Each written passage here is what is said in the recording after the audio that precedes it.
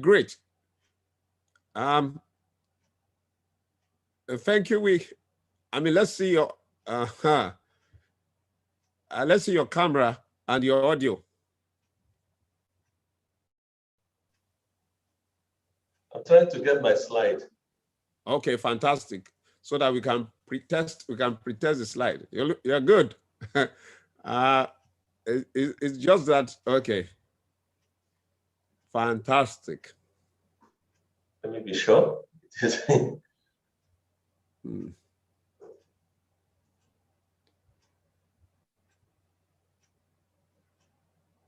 Okay. Yeah, it's the right slide. Yeah.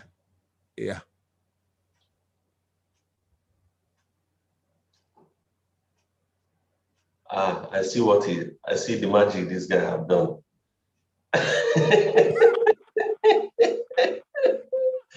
I saw how he used the pictures on the sides and then drag it down. That's so smart. Why didn't I think like this before? Well, that is the we are something else. When you Touchstone, that's what we do. I said you got to do this. You got to do this. So we have how many more minutes? That's 2 more minutes. Okay, let me see your slides. Let me see your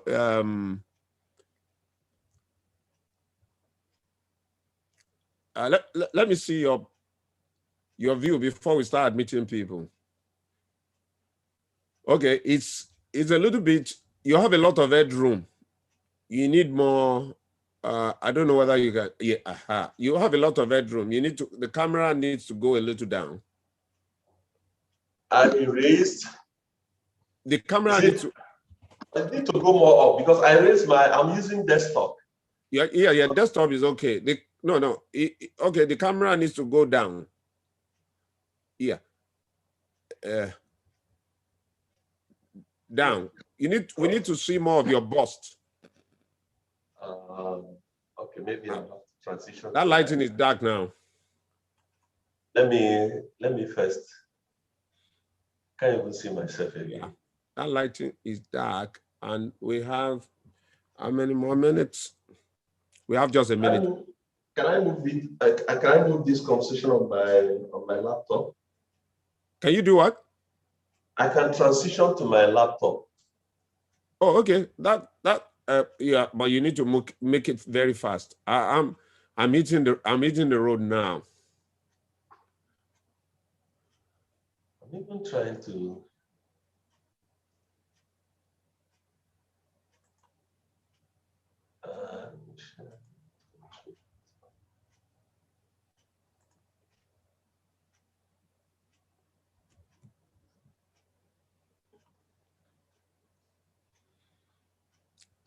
Then make your presentation on what is it called? Presentation mode.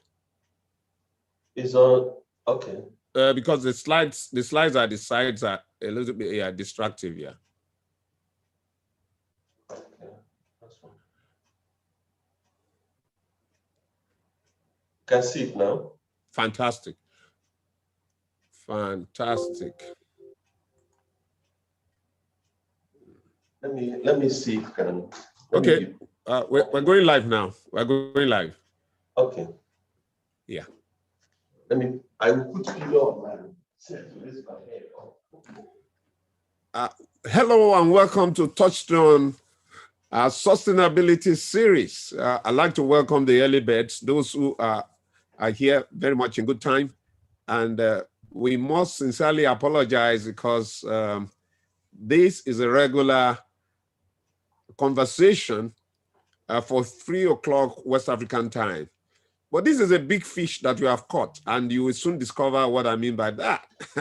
This gentleman is loaded and is pretty, very, very busy. We had to bend the rules, if you like, to ensure that we accommodate his very punishing schedule. Mr. Emmanuel is our guest for Touchstone Business Sustainability's 38. And it's my joy and delight to welcome all of you and also to welcome him. I'm going to pull a little bit of his profile, very brief, so that we can delve into the subject of today, which is pretty very, very important. Once again, my name is Tunde Ojo. I lead the Touchstone team, and I'm a host for Touchstone Business Sustainability Series. And we will be looking at a subject, you probably have seen that on the screen already, planning for marketing effectiveness. Now, Touchstone Business Sustainability is an initiative to dimension the key drivers of business in a changing and a very dynamic, chaotic, and very complex world. And we are in search for business solutions, surefire strategies that will make businesses not only to survive, but to thrive in a pandemic age, in which we don't have just the new normal. We already experiencing the next normal, and we don't know what is going to be next. It's been pretty very challenging. Now, I just want to say that it's important that you mute because this is going to be an exciting conversation. It's important that you mute your microphone and also your video so that we can focus. The way it's going to be is that I'm just going to introduce our guest, Mr. Emmanuel Agu, and then we delve into the subject. And as usual, you can always post something into the chat room so that we can have a conversation that is very seamless. And then we will have interventions, we have interactions by the time it's done. And we have this gentleman this afternoon, a man, his name is Emmanuel Agu. He's right here with us. He's a man who has over 19 years experience in consulting and fast-moving consumer goods, whether you are talking about Diageo, Heineken, and Jotner Group, a well-rounded business and commercial leader with a strong track record in brand communication, as well as experiential strategies, portfolio commercialization, insight generation that has delivered strong ROI, that's return on investment on cutting-edge innovation and high-performing team leadership in area of, it's group marketing director of Jotner, and that is the La Casera, company. For those who don't know, is skilled regional, national communication and local insight generation to deliver strong brand growth, vast experience in cost marketing, has steered and managed over 20 brands in the Nigerian marketing landscape.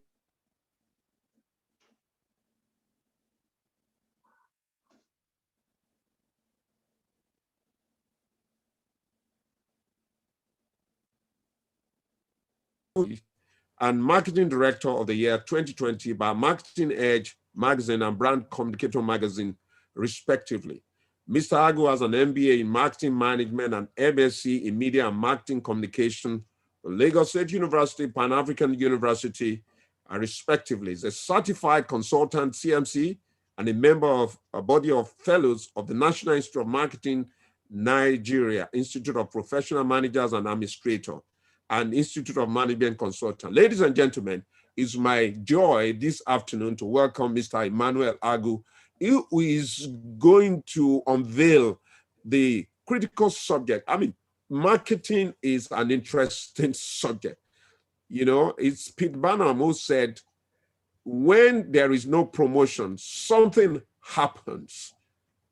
And what happens is nothing. Marketing genius is everything. We have the privilege of having this gentleman share with us this afternoon. Ladies and gentlemen, join me in welcoming Mr. Emmanuel Agu. And I'm going to clap for him on your behalf. Mr. Agu, you're welcome. It's such a privilege to have you this afternoon. Thank you. Thank you. Thank you. And thank you for the early birds, the innovators, or the early adopters, as we call them when we want to talk about the diffusion of marketing innovation. So we are also going to be receptive to early majority, late adopters, and possibly the laggards that will join 2 minutes to the end of the closure time. Everybody's welcome. So quickly, I want to say a few words of prayer before we commence. Let us pray. In Jesus' name. Father, we thank you for yet another opportunity to interact as brothers and friends, as colleagues, as professional partners. Thank you for the miracle of sleeping and waking up, even in pandemic period. Thank you for the opportunity that you have given us at this material point in time to cross-fertilize ideas, especially in the field of marketing. Lord, as the seed will be sown this afternoon, let it fall on fertile grounds and let it take root, let it germinate, and let it bring forth good fruit, that there might be food to the eater and also seed again for the sower. Lord, that the outcome of this discourse this evening will be profitable to both parties, profitable to my listeners, and also profitable to myself. Thank you for everything. And thank you for a wonderful time that we're going to have here, an hour, 30 minutes. Blessed be thy name, for we pray in Jesus' name. Amen. Amen. Amen. Thank you. Okay, the topic for discussion is planning for marketing effectiveness. And why this topic? The topic is important and critical at this time of the year. Yes, we can argue that we are already in the month of March. But this is important because he who fails to plan had already planned to fail. There is nothing you will do in this life that if you don't put proper planning to it, you may be successful, no doubt, but you would have even been more successful if you have put a plan to it. Nothing on this earth happens by chance. Even the ecosystem, the galaxies, they were all planned. God, in his infinite mercy, did not wake up and create the earth without a plan.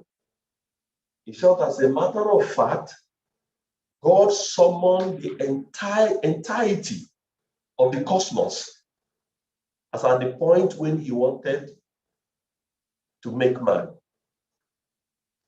He first said, let there be light, and there was light. Let there be night, and there was night, and let there be day. And then he created the elements that governs the night and the elements that governs the day. But when it is time to create man, he summons the entire cosmos with a clarion call. Come, let us make man in our own image and after our likeness. So what does this tell us? There was a plan for God to create man. And little wonder he first established the cosmos, the heavens and the earth. The earth being the habitual place, or the place for man to inhabit. And then he created man.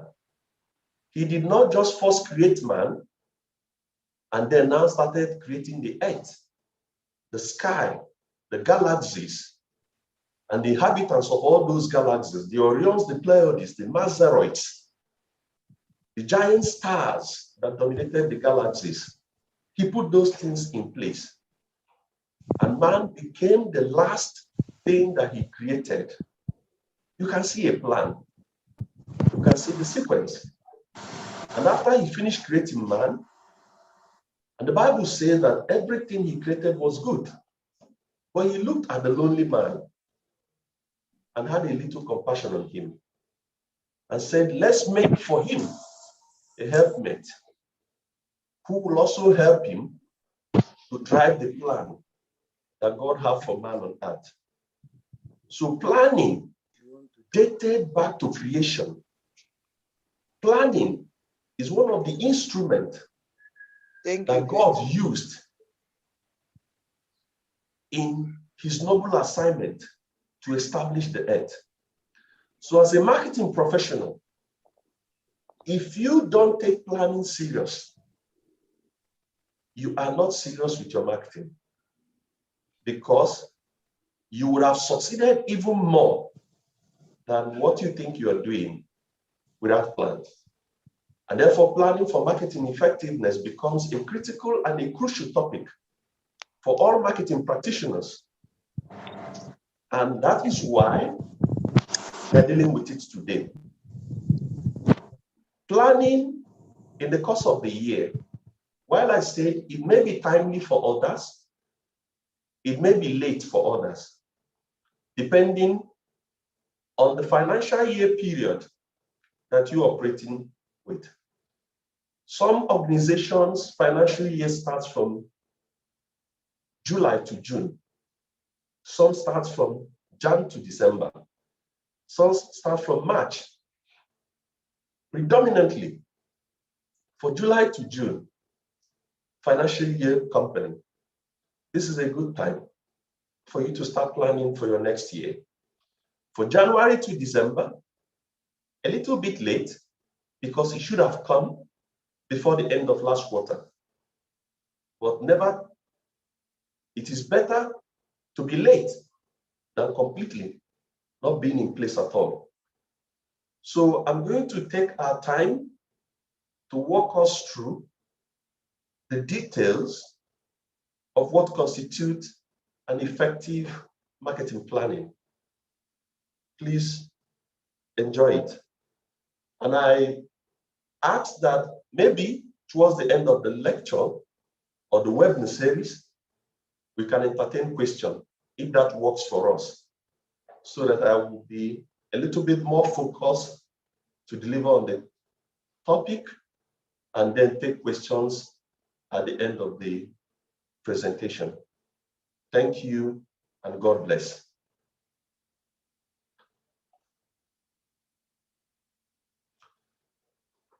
The content of this presentation,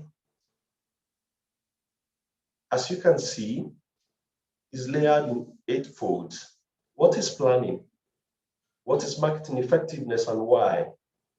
Factors to consider while planning, how planning aids effectiveness in marketing, typical marketing planning cycle, individual brand planning and how it fits into the wider marketing plan, best practices for maximizing marketing effectiveness, and how to measure marketing effectiveness.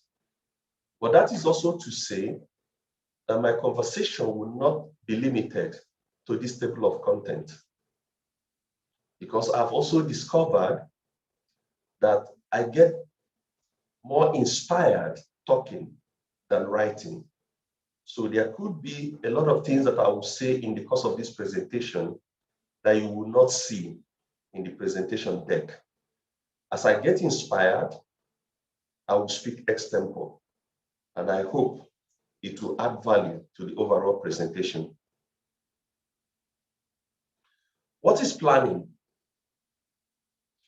Planning is the process of thinking about the activities required to achieve a desired goal.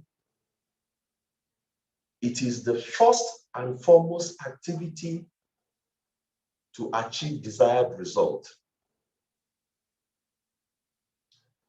There are 3 main types of plans that a manager will use in his or her pursuit of company goals, which include operational, tactical, and strategic.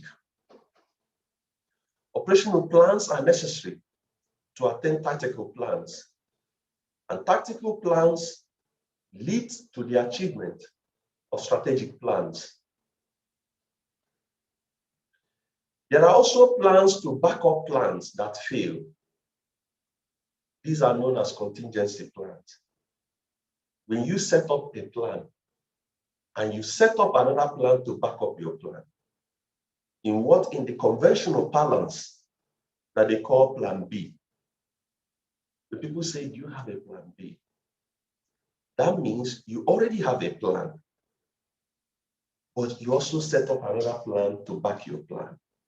So we call it, in our layman's language, as plan B. But academics calls it contingency plans, a plan to back up an existing plan. What is marketing effectiveness? Marketing effectiveness is the measure of how effective a given marketer's go-to-market strategy is towards meeting the goal of maximizing their spending to achieve positive results in both the short and long term. It is also related to marketing return on investment, MROI. We know principally return on investment, an accounting word, a finance word that we borrowed. But when you put it up in marketing, it becomes marketing return on investment. Marketing effectiveness, therefore, is an important step in the life cycle of any company, as it is often a major contributor in the connection between strategy and execution. Fantastic strategy, poor execution, marketing effectiveness is lacking. Fantastic strategy, brilliant execution, marketing effectiveness is well in its place. It is not marketing if it is not measured. And this has been a global issue and a global discourse and challenges that people have had over the years and have become problematic in multinational organizations about the relevance of marketing in the entire organizational setup. And why in turbulence time, in times of crisis, marketing budget gets cut and sales budget is left as it is. Logistics budget is untouched. HR budget is untouched. Crisis period, marketing budget goes first. Because in most organizations, marketing effectiveness is not felt. And it is not felt because the activities of marketeers or the impact of marketing activations in these organizations are not properly measured to quantify the importance of marketing to the success, overall success of this organization. So it is right to say it is not marketing if it is not measured. It is marketing if it is measured. And marketing effectiveness helps you or helps us to drive the measurement of key marketing metrics to quantify the role and importance of marketing to the overall success of a given organization. Why marketing effectiveness? Why do we need marketing effectiveness? Today's marketing landscape is more complex than ever and has a number of obstacles that marketers must overcome in order to effectively reach, engage, and convert new and existing customers. Due to the proliferation of channels and devices, consumers are more demanding than ever. Marketers must constantly develop and coordinate experiences that consumers find meaningful and trustworthy. You can agree with me that the overall marketing ecosystem and landscape has changed and is still changing very fast with the involvement of the digital ecosystem. Before now, when you want to go and buy something in the marketplace, you have to leave the comfort of your home and walk into open market, or walk into groceries and supermarket, or walk into over-the-counter outlets, retail outlets, provision stores, to know the price. But now, in the comfort of your bedroom, with your phone in your hand, with your data subscribed to social media channels, you can actually get the price of products in Amazon, in every other outlet, in Jumia. Several outlets that have opened up in social media. You can pick your price. And you can not only pick the price, you can effectively make your purchase and still within the comfort of your room, get your product delivered to you. And this whole digitalization process is making it more complex for marketing people to target. As much as it is more enjoyable, it is also more complex because it brings in dynamism in the consumer's shopping habits. So while you target them with traditional media, you should also look at the digital medium. And even digital system is evolving, moving from digitalization to feed digitalization. So the world will continue to evolve. And that will be a make or a break for a marketer who understands the evolution of consumer journey, to leverage on it and to be very effective in planning, in targeting, retargeting, and then refocusing your marketing campaign to your right target audience for you to be effective. Thus, planning for marketing effectiveness becomes imperative if the marketer must succeed in the ever-changing consumer world. The consumer world continues to change. With the advancement in technology, the world of consumers will never be the same. It will keep on changing. And our role as marketers is to be effective in following up the consumer journeys as the ecosystem changes, deploy the right marketing tools to make sure that we keep the bottom line good. How planning aids effectiveness in marketing? Planning increases efficiency. Planning reduces business-related risks.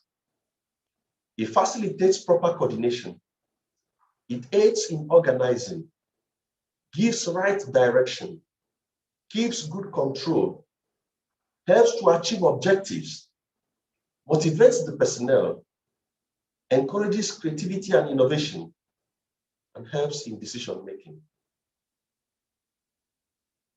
These are some, not exhaustively,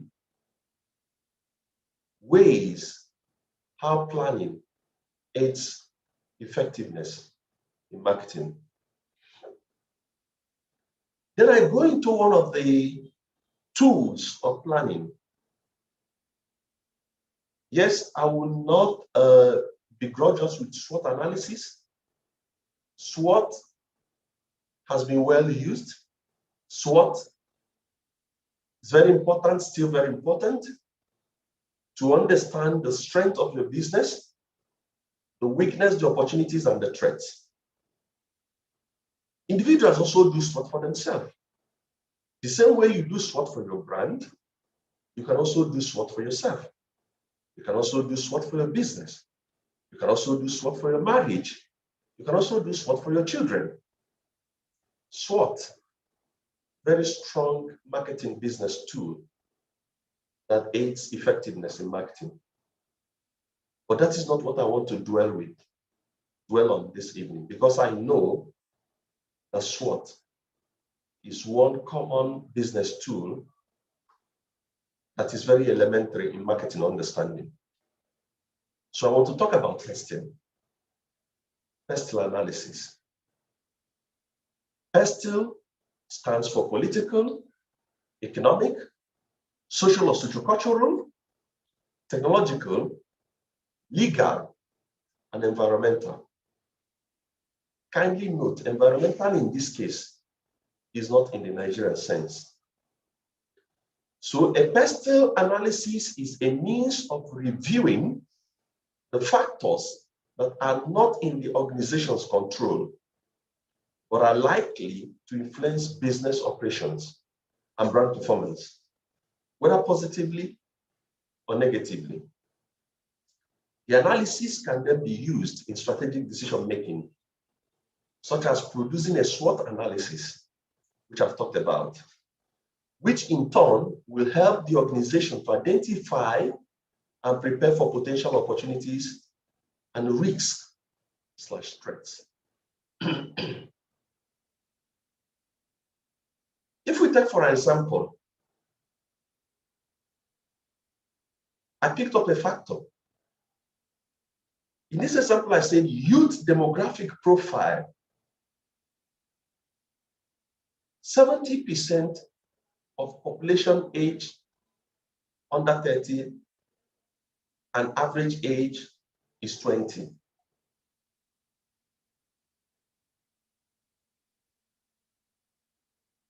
What is the impact of these demographic factors if you are using PESTEL analysis to develop a plan? For instance, for a carbonated soft drink business where I work, and I figured out that Nigeria as a country has a youthful demographic profile, of which 70% of the population of Nigerians are aged under 30, meaning that the average age of this 70% population that are under the age of 30 averages at 20 years. What meaning will I draw from this demographic profile? I look at it from what impact on the business.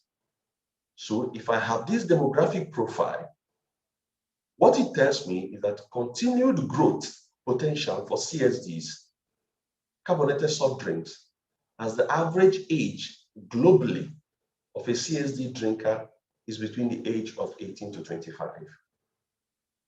So if the demographic profile and the average age of Nigerians that are within the profile, 70%, meaning we have young population, and this young population are under 30 with an average age of 20. And I'm running a business that the global average age for CSD drinker is between 18 to 25. It means that I'm in this business for a long haul, because the global CSD age drinker 18 to 25 is in sync with the youthful demographic profile of Nigeria, my country. This may not be so in countries like Italy, where the demographic profile is of the older age, meaning that if I have to profile the CSD in this country, it may not have the same impact. Okay, look at the second factor, taking Lagos State as an example. Lagos State government increasingly concerned about environmental degradation. These are things that I'm picking from PESTEL, maybe from the environmental point. Environmental degradation. How do I profile this information? What impact would this have on my business? Since Lagos State government is increasingly concerned about environmental degradation, it means that soft drinks companies may be mandated to provide recycling facilities. So when you do PESTEL, it broadens your horizon You're thinking about factors that are outside the control of your organization. The factors that are within the control of your organization, you have control over. But the ones that are outside the control of your organization is the one that is likely going to put you out of business. When you do this profile, it helps you in putting up your plan, in planning for the year. What are the things that you need to watch out for? And when I look at pest sales holistically, from political point, what are the government policies that I need to be careful about? Are there going to be shift in taxation, in tax?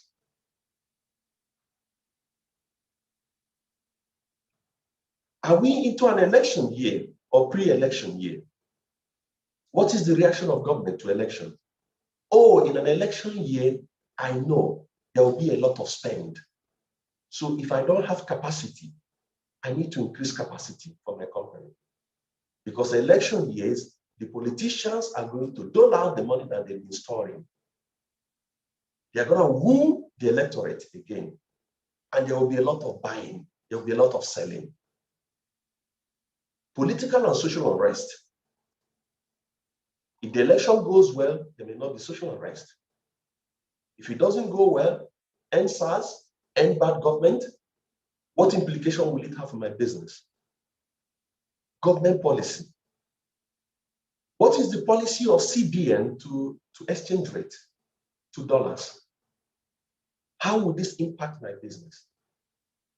How do I make up a plan and put up a backup plan for government policy somersaults? Unfortunately, we're in a business where there is a somersault of policies.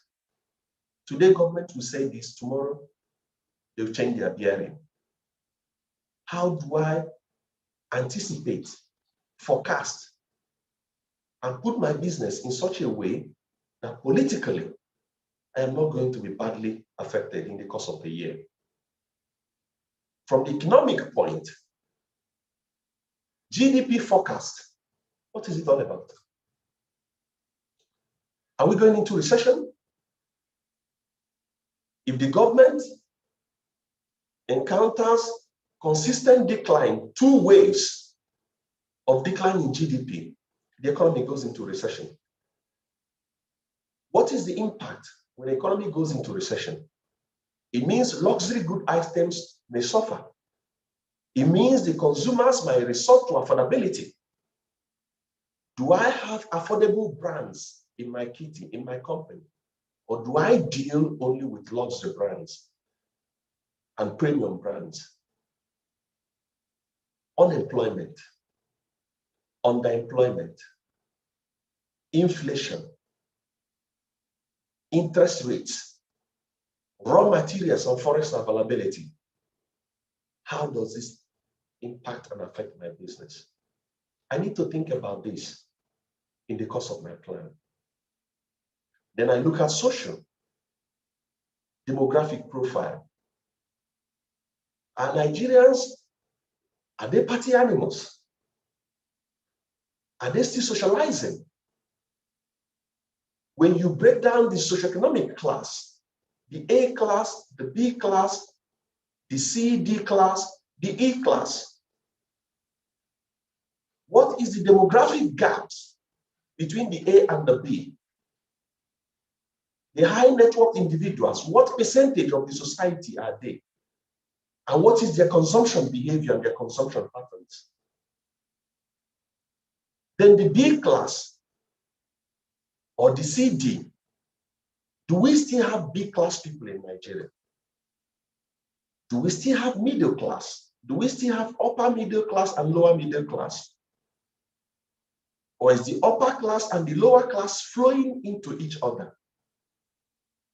Because the indices that separated the upper class and the middle class, and upper class and the lower middle class, is no longer there. In the days of my father, as a teacher, you can buy a Peugeot, brand new Peugeot, as a middle class person. Do middle class Nigerians, can they afford the luxury of brand new cars, not to Kumbo? Do we still have upper and lower middle class, or have they fused together? Because of the distortion in our economic modeling, income distribution, and disposable income. How is this income distributed? The rich keep on getting richer, and the poor keep on getting poorer. World Bank has it that 10 million Nigerians have been recently added to the poverty line. We have overtaken India. So how is income distribution? And what is the disposable income in the hand of an average Nigerian?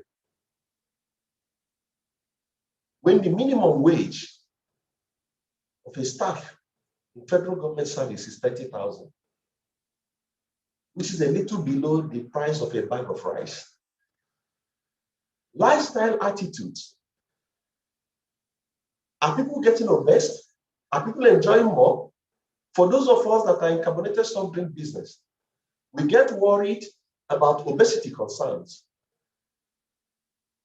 educational levels, internet and social media use. You need to profile all these things and then put them in your plan, because you need to know. Technological, cell phone subscription. How many? Is it going up? Are you following the NCC publication every month? Nigeria Communication Commission, to know the penetration of internet access in Nigeria, IT development, 4G going into 5G. What impact would that have for your business? The impact of new discoveries in the technological space. How will it impact your business? And then we look into legal, regulatory authorities. For every fast-moving consumer goods company in Nigeria, both in your product registration and in your marketing, you have to go through NAFDAC. You have to go through ACON. You have to go through federal competition, formerly known as CPC, Consumer Protection Council.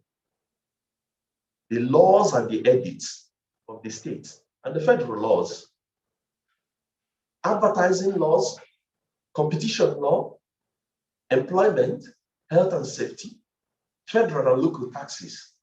You need to know. On environmental, you have to talk about energy availability. Yeah, consumption and cost. Government policies with regard to waste disposal and recycling. How does this affect your business? These are external factors that will affect your business, no matter how internally you have arranged your business. And this needs to come into your plan.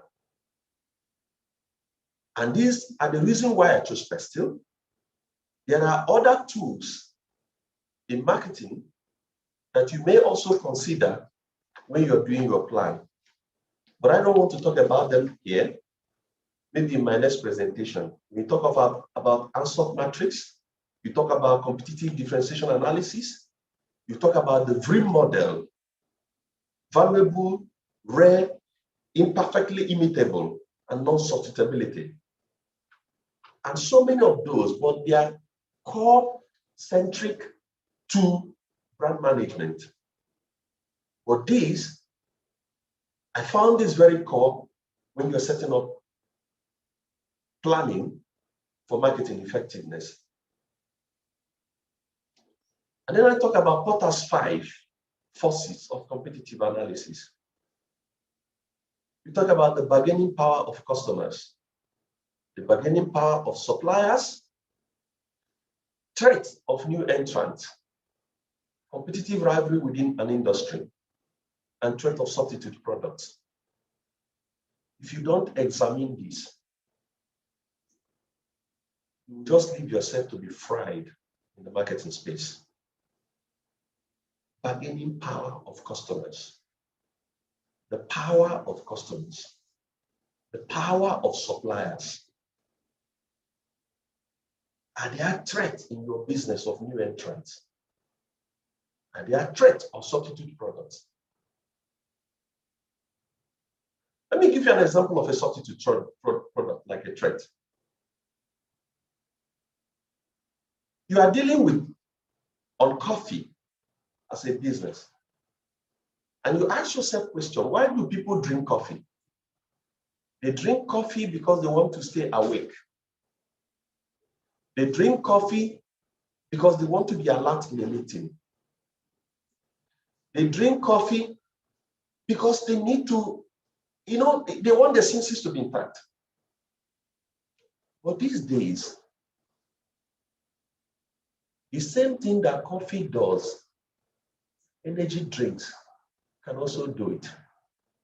A bottle of Fearless, a bottle of Monster, a bottle of Red Bull, a bottle of Super Commando can still give your consumer that kind of feeling coffee will give them in a meeting. And those become threat of substitute products. Threat of new entrants. You are a monopolist in your business, and you hear that new businesses are coming in with humongous war chest to slug it out with you in your operating environment. It is a threat. But I'm going to deal with this in the next slide.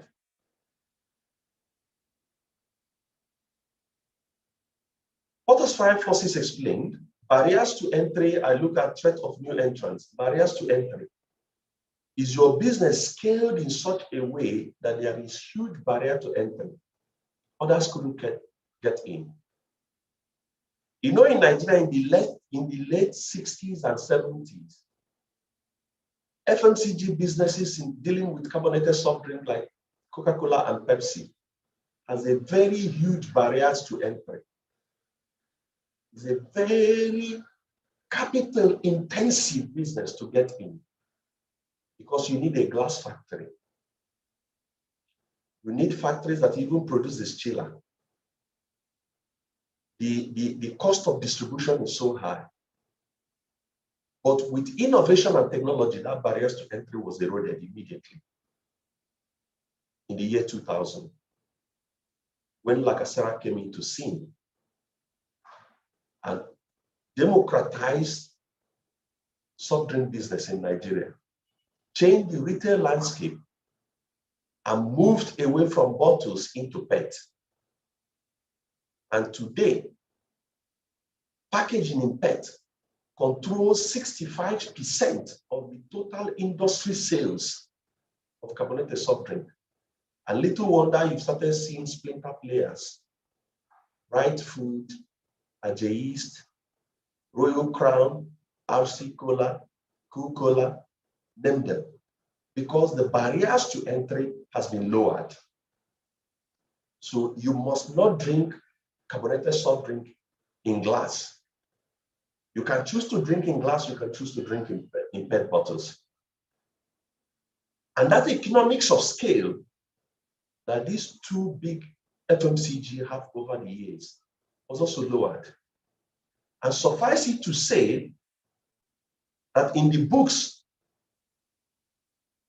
written entitled Execution, why do I forget the name of the author? The author says that big multinational corporates rarely innovate in the areas where they have competitive advantage. So you have competitive advantage in glass.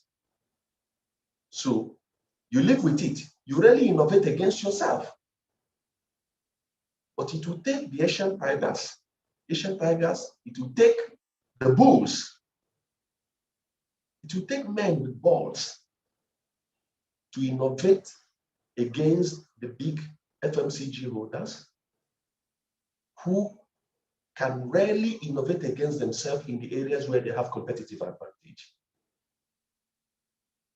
But the same book, Execution, is also telling us that despite being in a very unfair advantage in terms of economics of scale.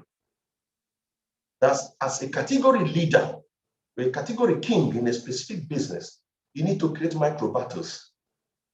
Where when you see an innovation trend that is going against your competitive advantage, you create a micro battle for it, but you will not amplify it, because amplification of those micro battles will lead to loss and margin dilution. Brand loyalty, capital requirements, cumulative experience, government policies, access to distribution channels, and switching costs. You need to consider this when it comes to threat of new entrants. Bargaining power of suppliers. How many number of suppliers do you have in your business? Do you have monopolistic supplier, duopolistic, oligopolistic? Let me give you an instance. When you talk about airline business in the world over, there are two major suppliers, Boeing and Airbus. They hold every airline company to the job line. It is the price they fix is what you take. You don't have a choice. It is Boeing or Airbus. So bargaining power of suppliers. What are the size of suppliers? What are their size? Uniqueness of each supplier's product or service. Focal companies' ability to substitute. Switching cost. Suffice it to also say that OPEC also wield this bargaining power of suppliers when it comes to crude business in the world. They determine the price. It is what they told the world they will sell, and the world will buy.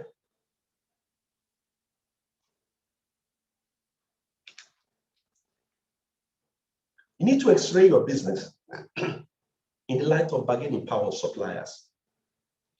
Bargaining power of buyers. Number of customers. Size of each customer order. There are customers, no matter how arrogant you are as a business, that you will never play with. Play with them at your own detriment. Differences between competitors. Price sensitivity. I can't oversay this when it comes to carbonated soft drink business. When the insurgents brands premiered on the scene and took the likes of Coca-Cola and Pepsi to a different frontiers of battle, price sensitivity becomes the order of the day. You're a CSD brand today. No matter what your cost of raw material is, no matter what your employee headcount is, no matter the problem you're going through, raise the price of your product from 100 naira to 110 naira, you will suffer hemorrhage. You will bleed to death. The big two tried it, latching on brand equity. And the consumers will tell them, look, we are in a very terribly run economy where we're not even interested in that your equity. We're interested in price and we're interested in volume. And the product largely is a commoditized product. So equity differentiation is very difficult to establish. Price sensitivity. This also happens in the beer space. Because of the three biggest beer businesses in Nigeria, the world biggest business, and Anheuser-Busch InBev is here, Heineken is here, Diageo is here. These are the three big elephants. You need to be careful with your pricing, because what you can offer, another person can even offer a better one. Buyers' ability to substitute, they have that ability. I don't know how many of us can walk 3 stores away that you are looking for Coca-Cola. And you go to store 1, They don't have Coke, but they have Pepsi. They have big cola. They have Biggie cola. They have RC cola. He said, no, if it is not Coca-Cola. Second store, you met scarcity of Coke. Third store, you met scarcity of Coke. No. The buyers have ability to substitute. So the moment they go looking for a product and they don't see it, there's already a handy product to substitute. That's the buyer's power. Buyer's information ability. You are no longer the custodian of the information about your brands. Just a click of a phone on Google. And then on all these sites, Amazon, Jumia, name them. Information about your product is well known. And then people can switch with the flip of a finger. Threat or substitute products or services. Number of substitutes. I've talked about coffee, and I've talked about coffee in relation with energy drinks. How many number of substitute products are available for the business that you're doing? That if you're not today, somebody will take this. The buyer's propensity to substitute is there, depending on availability, depending on affordability.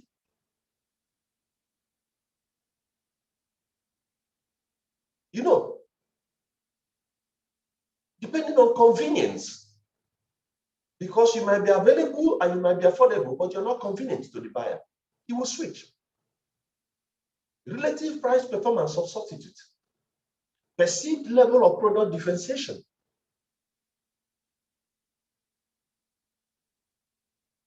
What you said you have differentiated your product is your own making. How the consumer and the customer perceive your level of product differentiation is a different ballgame. And then rivalry among existing competitors. What are the number of competitors in that business? Are you the only one? Are you people two? Duopoly. Are you three like in beer business? Oligopolistic. Can you drive cohesion to set a price index? Or do you fight one another to death for market share and for volume? Diversity of competitors, industry concentration. Are you all concentrated in Lagos? Because you can have a competitor that is in Kano or that is in Maiduguri, covering northeast and northwest, and you are allowed to free roam in southeast, southwest.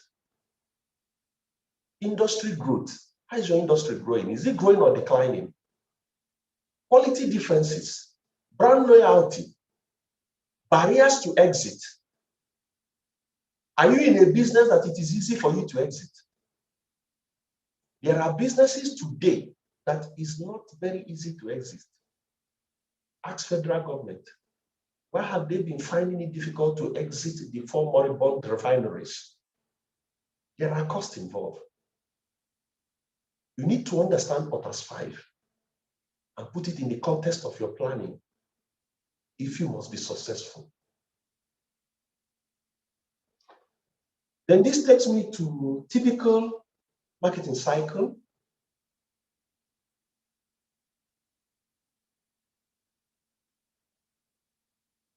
Audit and analysis. That is what we have tried to do. All these ones that I've been talking about, you are auditing and analyzing processes, environment, situations, then you get into planning. When you're done with the plan, you get into implementation, which is execution. After you have implemented, you need to evaluate. Evaluation and control. How did it go? Did we hit the bullseyes? Did we meet the target? What went well and what didn't go well? How do we improve if we're to repeat this next time? So in this model, the cycle starts with the audit and analysis step. In a startup, this is likely the first part of the overall business and marketing planning and objectives. For existing businesses, the planning will generally come as a result of a major event. This major event can be a recession, an organizational change, a major change in technology, or competitor activity. Typical marketing cycle. And then the planning and the controlling cycle is layered in this way. You start with first, identification of goals and objectives. Identification of potential strategies which might contribute towards achieving objectives. Evaluating each strategy, choosing alternative courses of action, implementing the long-term plan in the form of annual budget, measuring actual results and comparing it with the plan, and responding to divergences from the plan. And this does not stop here, because when you look at identifying goals and objectives, looking at identifying potential strategies, you're also going to look at industry analysis. What industry do you play? What is your current position in your industry? What is the estimated value of the industry you play with? What is the operating environment in that industry where you play? Are there lack of basic infrastructure? Are there unexpected lifestyle changes? Unstable economy? Scarcity of forex? Reduced disposable income? Insecurity? Challenges across the country. Is it affecting your industry? What is the outlook of your industry? Pre, during, and post-COVID-19, because COVID has now become what economics call exogenous variables. They call it the E, stochastic random terms, error terms. Nobody envisaged it, nobody saw it, and here it is, changing the dynamics of business. When you finish looking at the outlook of your business, in terms of the industry, if you're managing a brand, in this case, you also have to get down into category by doing a comprehensive category analysis. What is your position within the category where you play? What is the performances of the category? What are the dominant skills within the category? If you're in CSD, do you play more on bottles when PET is the driving force? Or are you still singing hymns with cans when cans is more or less 5% of the entire SKU, and PET about 65%, and bottle about 30%? How do you play within the category? What are the competitive brands? And what are the competition within your category of play? Are you a small player or a big player? Are you the one that is defining the category, or are you just following the leader? You need to be honest with yourself. What is the operating environment within your category? And what is the outlook of the category? When you do your 5 years, 10 years forecast, is there light at the end of the tunnel? Are there possible opportunities that continue with this category, continue with this industry, the future is bright? Or is it the right time for you to begin to plan your exit from the category? You need to understand this. You know, and then you have to get down to the consumer rationale. The 5 W's and H. The what product are you offering? The who is your target? Your target consumer or your shopper? You know, sometimes you produce a product that the person who buys it is not the consumer. A mother who goes out there to buy a Pampers is definitely not the consumer of the Pampers, but the mother is a customer. But the baby at home is the consumer. So how do you draw distinction between what the customer wants and what the consumer wants? And who is the best to focus on? For baby products, you focus on the customer because the customer are the ones that make decisions for the consumer.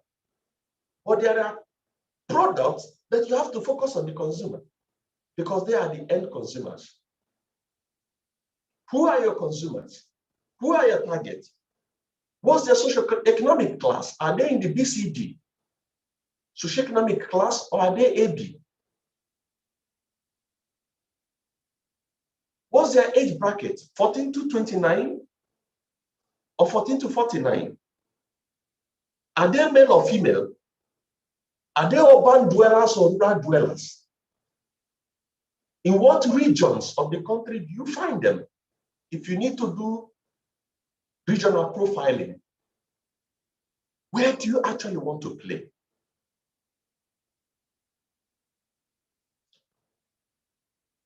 What consumer needs or the reasons do consumer have for buying your product? The why. Is it because of routine refreshment? Is it because it is thirst quenching?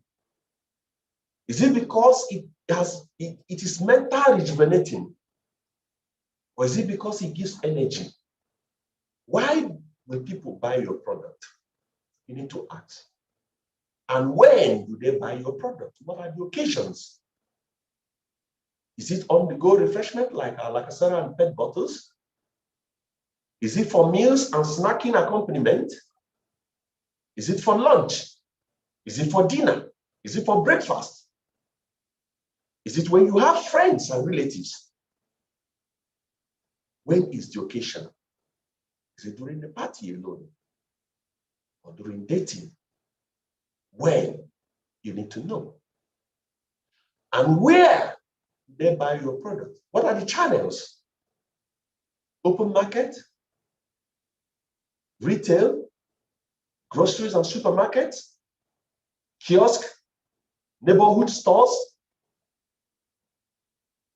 Horeca, or what I call Horeba, because the conventional definition of Horeca is hotel, restaurant, and cafe. But cafe is foreign to Nigeria. So I call them Horeba, hotel, restaurants, and bar, because we really have cafe here. Is it on the go? Is it on hawking channels? Where exactly do they buy your product? And how do you optimize those channels? And then how do they buy your product? The pack and the price. For carbonated soft drink, is it 35 cl? Is it 50? Is it 60? And we have also got 65. Big Cola is on 65 cl. And Pepsi has also done 40 cl pack type. How do they buy and what price? You need to understand this. And this whole element goes into your plan. Individual brand planning and how it fits into the wider marketing plan. The individual plan must feed into the company commercial business plan / ambition. If you are leading a marketing department, your department is just a microcosm of the entire company. You lead marketing, somebody leads supply chain, another person leads sales, another person leads HR, another person leads finance. So at the beginning of the year, the total company plan that is called annual business plan, the ABP, marketing plan must feed into the commercial business plan and ambition of the business. What is the mission of your business and what is your vision? Your plan must feed into the vision, the mission, the business plan, and the ambition of your organization. It must be aligned with the commercial business plan and ambition. So your business will not be looking at 20% overall growth as a business. And your marketing plan will be showing an ambition of 3%. Could it work? Cannot work. It means that there is no synergy between your plan and the annual business plan, what I call the commercial business plan of the company, and the ambition they have, as stated in their vision and their mission statement. Your plan must align with strategic goals. I've said it before, strat plan vision. It must align with the overall brand portfolio strategy. This case now, I'm coming down.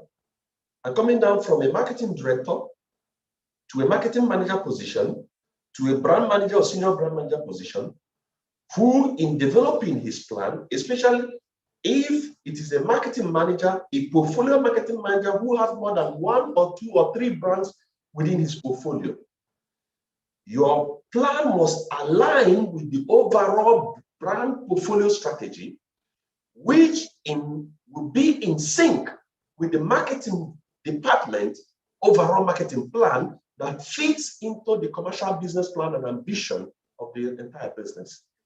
You see the way it ladders up. And that's why it is called a plan.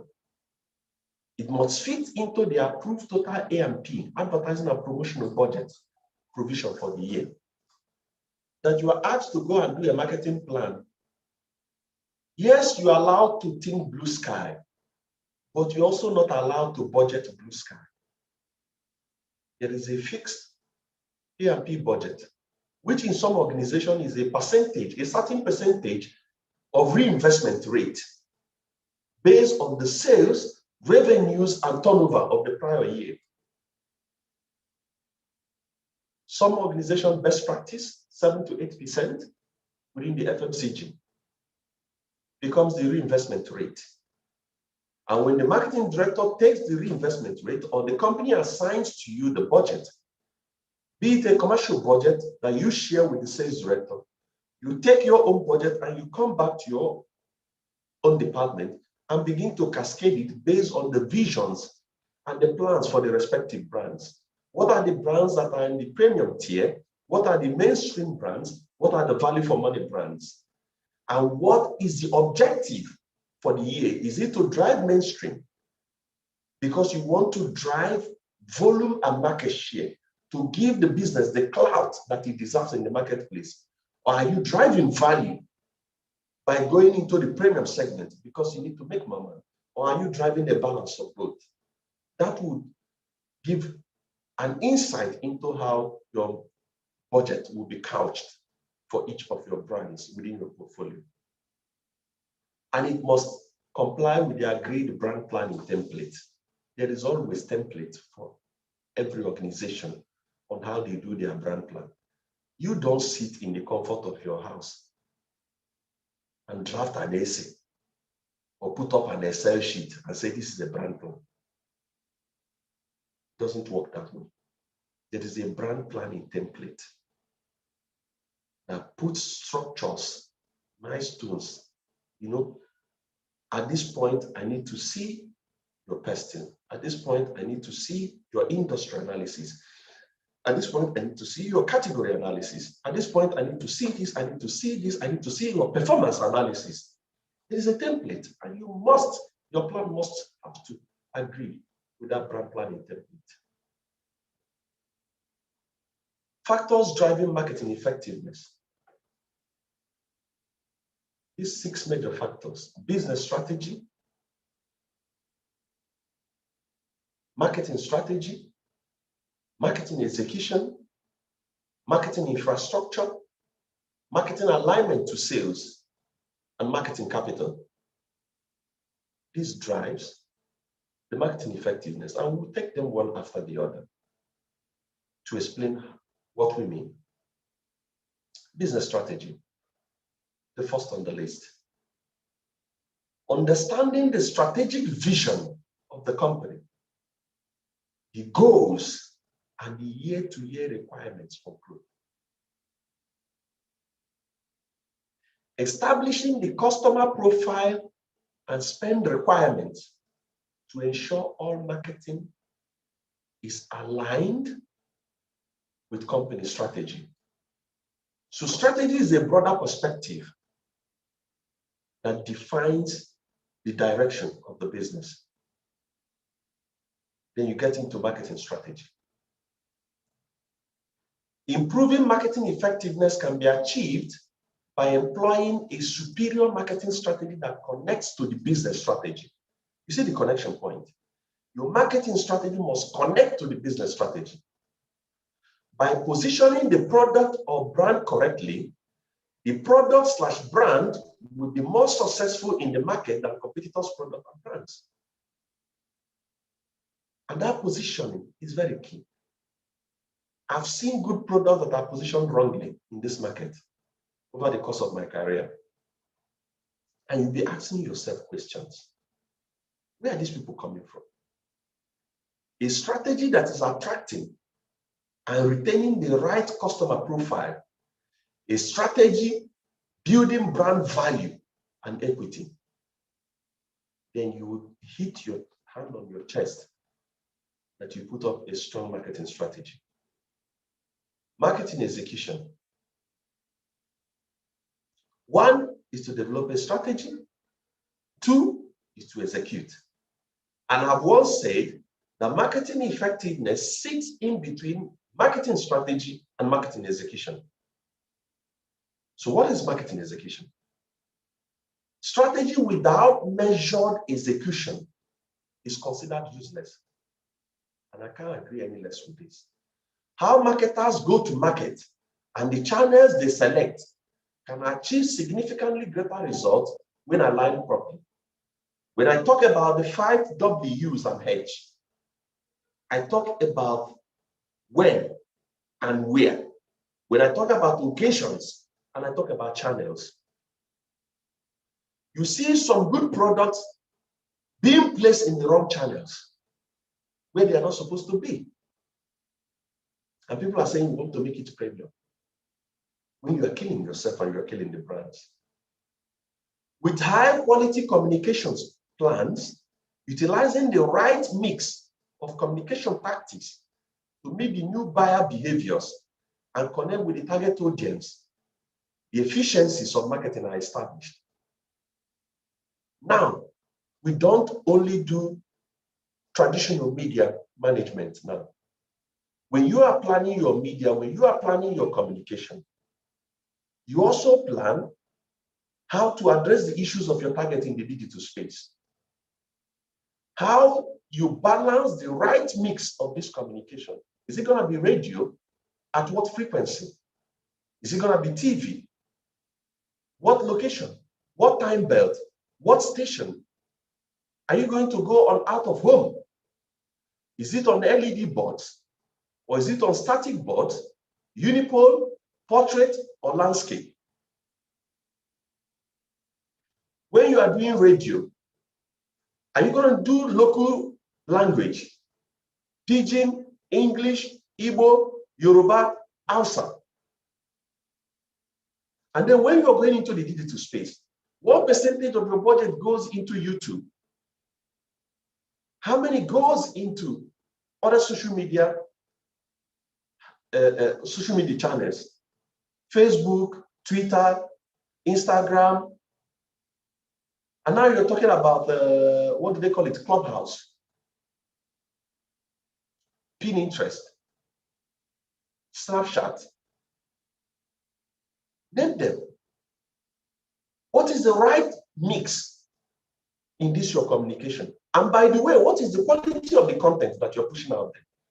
Because I've seen people push very bad content and put a lot of money behind it. The return on investment will still be zero. Because instead of impressing the consumers, you are irritating them with your bad content. At the tactics level, marketers can improve the effectiveness by managing and executing each of their marketing campaigns better. Examples would be editing website content to improve its organic search result. Marketers can improve their marketing effectiveness for each type of tactics that you have chosen. Marketing execution. Strategy without measured execution is useless. In short, strategy without execution is a documentary. It's sitting in the archives in your office. The consumers don't see your strategy. The consumer sees your execution.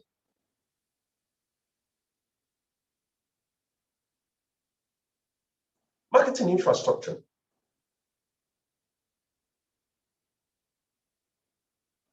Improving the business of marketing can lead to significant gains for the company. Or utilization of highly developed marketing automation tools and customized customer CRM software allows companies to develop highly customized and targeted communications that resonate with target audience. There are many tools available to marketers to meet the demands of the highly connected world they now operate in. What kind of tools do you have in your business that would enable your marketing team to do their job well? Very important. Some companies today still don't even have the basic tool, the ERP, Enterprise Resource Planning tools. Things are still done very manually and very analog. How do you move in a fast-paced marketing environment when you are still operating in an analog medium? Marketing alignment to sales. Very, very key. I can't emphasize this. Marketing actions must be aligned to the sales and trade marketing effort. Marketing, sales, and trade marketing must be joined in the hips, inseparable, contributing the right communications and content that will support the sales and trade marketing outcomes. Continual feedback and measurement of the performance of sales and trade marketing with marketing leads is an important part of the marketing effectiveness measurement. When I started my career in marketing 19 years back, one of the prayers that a senior marketing official will pray for you will be, may the sales force be with you. May the wind of the sales force sail in your favor. Because brothers and sisters, I tell you, you can get everything right marketing-wise, but if you don't have the support of these sales and trade marketing people, I don't want to talk about distribution because those ones are another set of people that can mess you up big time. The demand is created in the marketplace. There's no product to supply, or there's product, but they are not supplying at the right weighting. So as a marketing person, alignment to sales is important. Don't raise your shoulder like Sheraton Hanger. Oh, you're marketing. These are salesmen, sales rep, area sales manager. They are the people they are the hub that drives your business. As a matter of fact, as you are creating the plan, you are sharing it with the sales director, you are sharing it with the head of trade marketing, you are getting them aligned with your plan. Once they align with your plan and they say, this is our plan, you can go to bed and sleep. They'll get it action and they'll get it executed. May the sales force be with you as you develop your plan so that you will be successful. Marketing capital, also known as marketing personnel.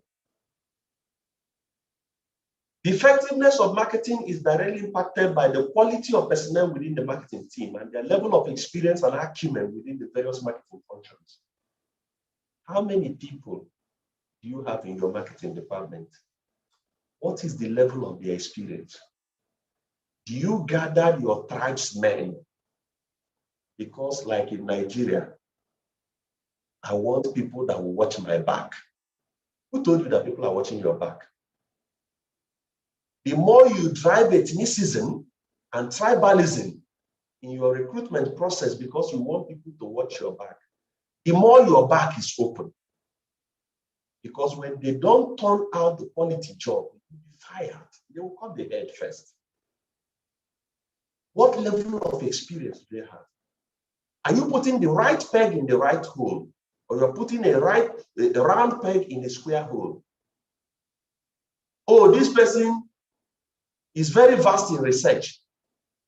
But man, we don't have so much money on the research budget, but we have so much money on the marketing brand budget, marketing manager's budget. You carry him. He's not experienced in brand management. He's an experienced researcher. You put him in the place where there's so much budget so that you can control him by process. You can control budget by process. Marketing capital. These are the albatross of so many organizations. Gone are the days when organizations takes time to do management traineeship. Today, everybody's in a hurry. Boom, they've gone to the agency. And agencies knows how to give big titles. Strategy director, account director, account manager, this one director. You bring them. Zero experience, zero knowledge of what is to be done. And the business starts struggling because there is no marketing capital in the team. People cannot even do their job. They don't even know what to do. They wear nice shirts, come in and speak fine grammar. That is translating to nothing. If it is not measured, it is not effective. Marketing must be measured for return on investment. It must be understood for its complementary value to that of return of investment.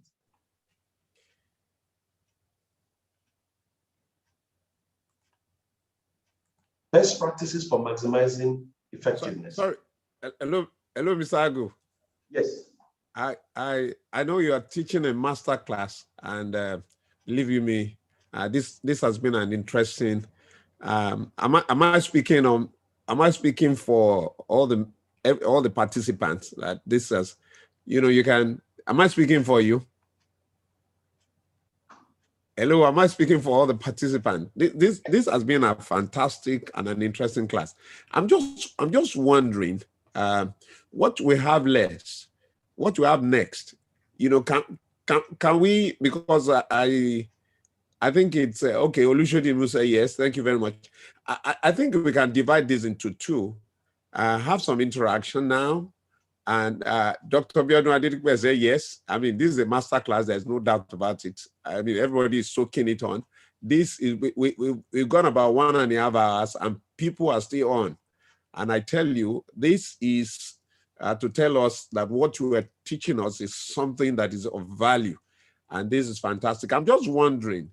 I know you are a very busy man. That's why we have to move this to 4 o'clock. Okay, is it possible for you to wrap up? Just a couple of minutes, say about 2-3 minutes, and then we can then take into planning for marketing effectiveness part 2, and then we look for a time that is very convenient for your because of your busy schedule.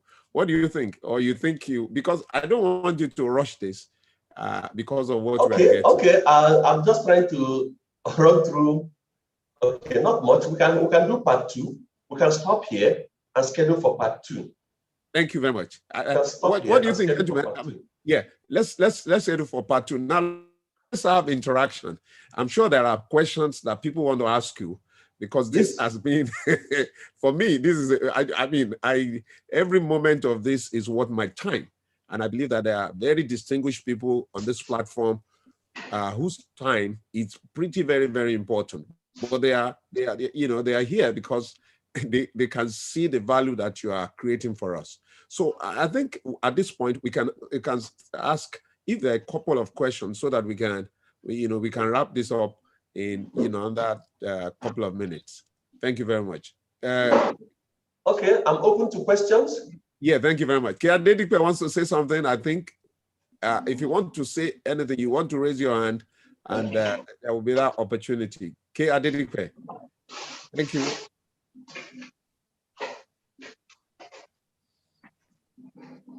Yes, you can. I thought you wanted to say something, sir. Okay. I'm all here. You can say it. You can type it on the chat room, and I will respond. You can chat room, or you can say it. That would just be perfect. This has been an interesting session for me. A whole lot of. I mean, I'm a marketing person myself, but I know this gentleman is a group marketing director for the La Casera company. He's been everywhere.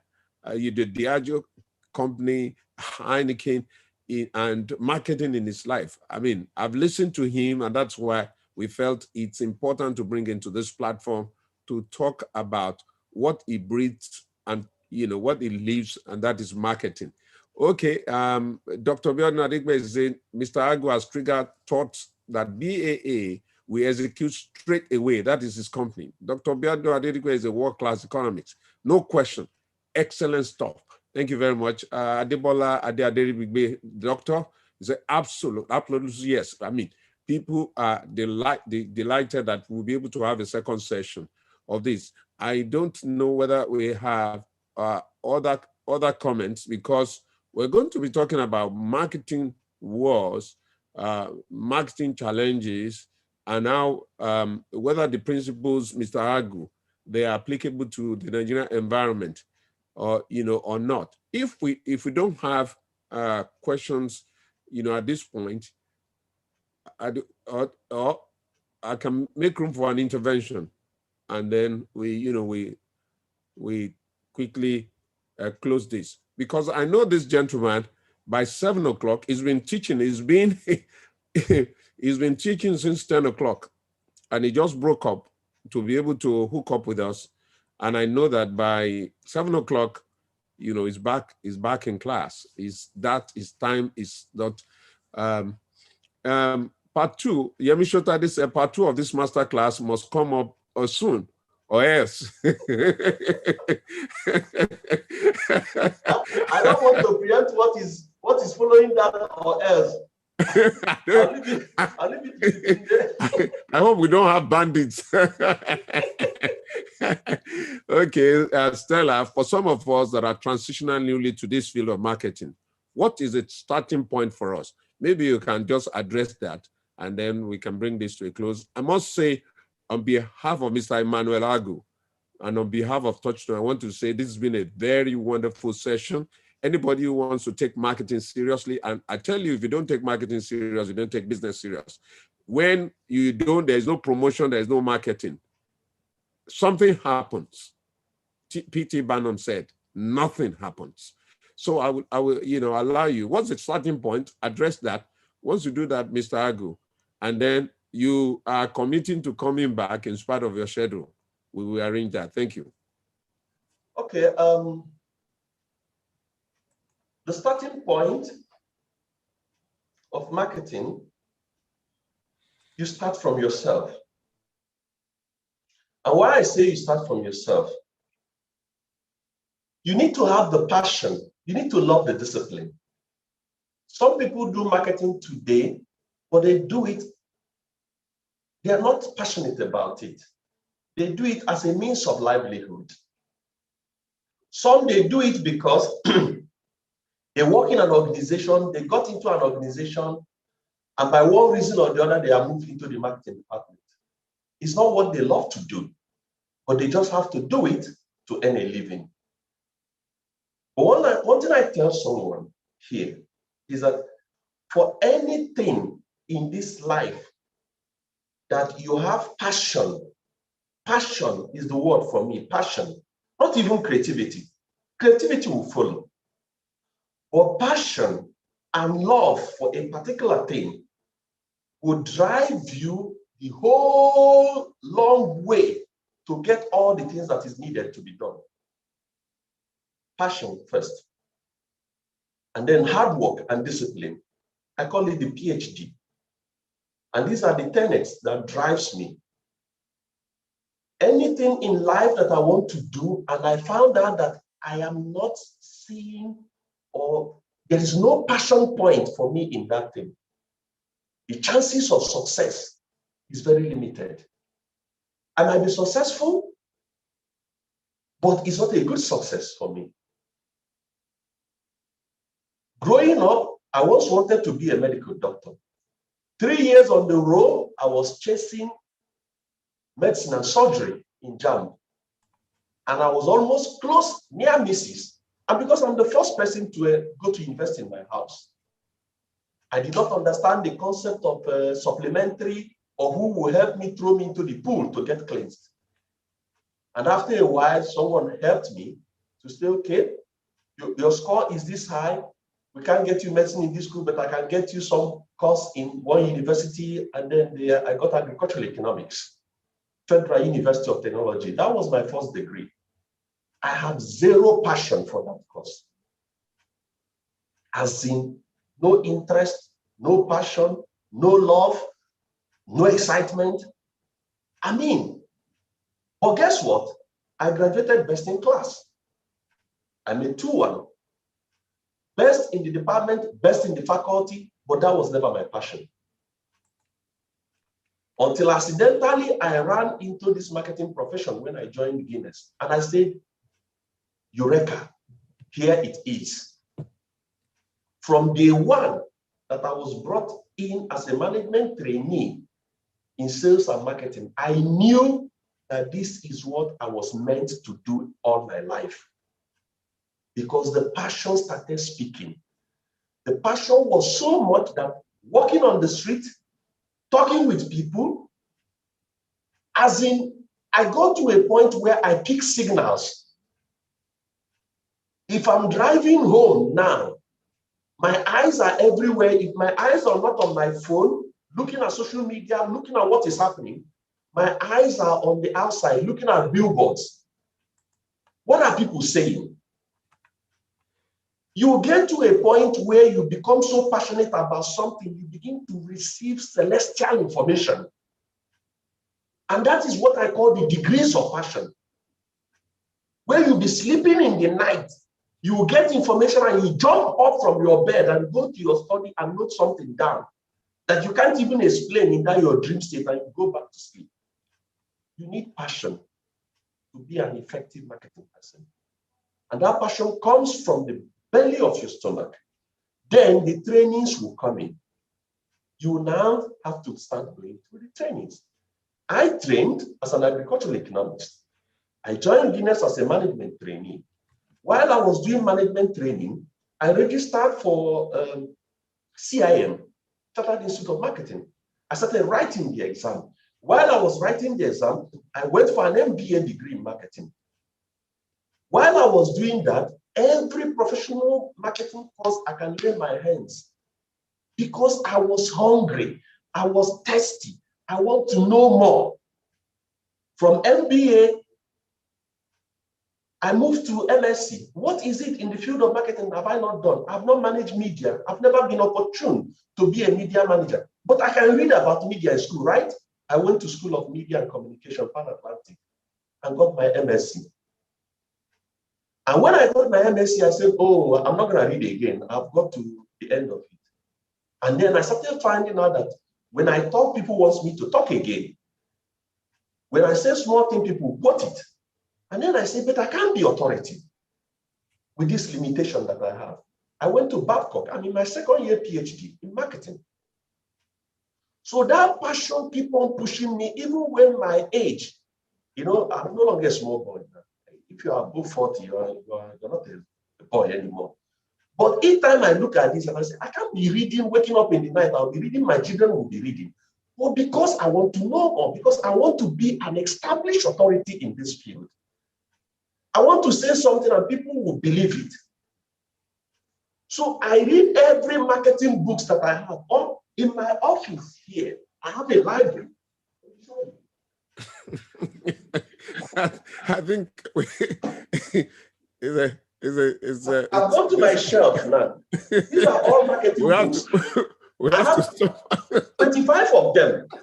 Because I task all my team members, every week you must read a book. Readers are leaders. Sorry, Mr. Agu, it's a difficult thing to stop a man of passion like you. You understand? So you just have to start from there. Thank you very much. Before I close, Dr. Biono Adirikwe, a man, you can't but respect his opinion because of where he has been and what he has achieved. I testify to that. For me, it's research materials that he is talking about. I believe he's talking about this session. Ladies and gentlemen, I want to thank you for joining us, finding time and spending your time and spending your data and finding attention to be part of this. I want to thank Mr. Agu, a man I've found fascinating. I told him, I'm going to be your friend, not just for anything, just for the sheer knowledge of that. And he's a man of a very good spirit.